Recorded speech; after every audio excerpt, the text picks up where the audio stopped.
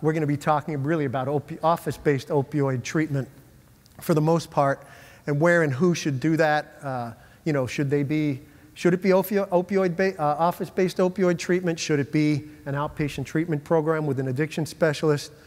When and why? You know, we talked about, you know, there's a lot of overlap with my last talk here. Is it with a patient who's having opioid dependence with problems, or is it opioid use disorder? And then how? You know, should we discontinue, taper? Should we switch to buprenorphine? Should we refer this patient to a specialist?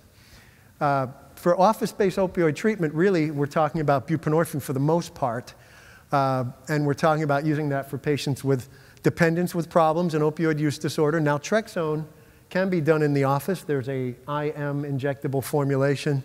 You know, patients have to be off opioids for 7 to 14 days prior to using that.